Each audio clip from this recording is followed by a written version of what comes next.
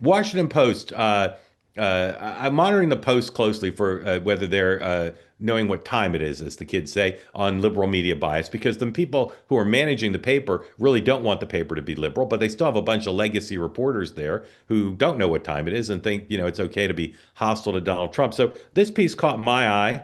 This is number 107. The Post talked to a group of women around the country about how they feel about the Trump administration and about Donald Trump. And then they went back and talked to a bunch of them again. Here's the headline: How women feel about Trump's presidency, heartbreak, fatigue, gratitude.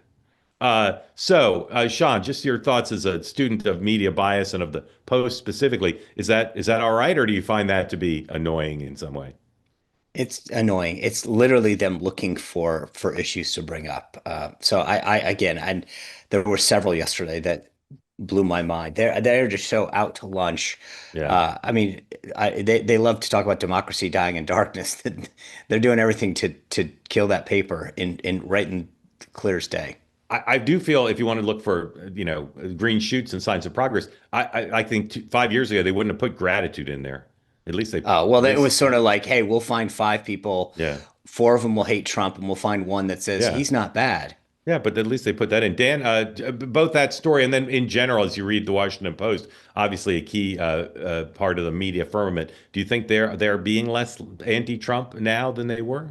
I mean, I think it's less anti-Trump, but it's still on the whole anti-Trump. We were texting yesterday, all of us, about the poll of Republicans. Chris Cox was in there as a dark horse for 2028. We all just chuckled at that as like the never Trumpers are going to resume and retake the party here in the next 2.5 years.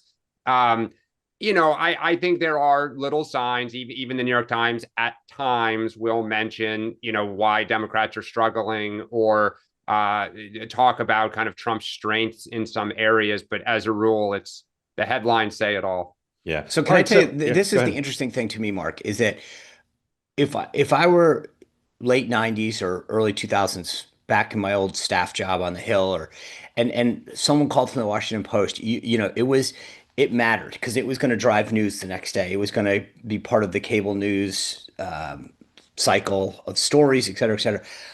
On my side now, I don't think we care what the Washington Post. I mean, like, it's not irrelevant, but it's close. It's becoming more and more irrelevant in the ecosystem.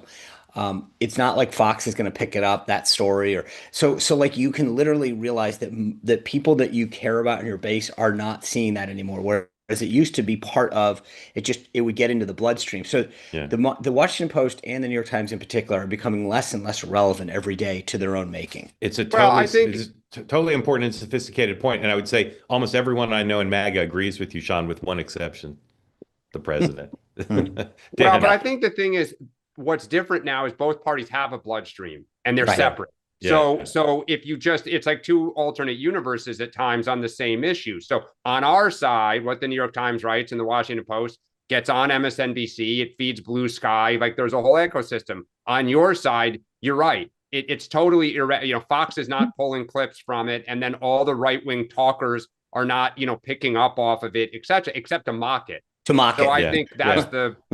the I agree with everything you're saying with one exception. The Times, I think the Post less so. The Times still has the capacity to drive news if they've got a story that if it appeared someplace else, people wouldn't If care it's about. investigative, generally, Yeah, Yeah, if it's yeah, a right. And yeah, bombshell. as yeah, does the Post, by the yeah. way, if they have some I feel less. I feel it's okay. less. I Maybe just I'm don't know wrong. that they have investigative reporters at the Post anymore. The Yeah, Times still yeah, does, and they've yeah. got, people look at campaign finance and things like that. They say that something that's easy is like a walk in the park. Well, easier than a walk in the park, hit the subscribe button, be part of the two-way community, never miss an episode, be part of our conversations. Thank you for your service to America. And don't forget, you can now listen to the morning meeting and two-way tonight on Apple, Spotify, or wherever you get your podcasts.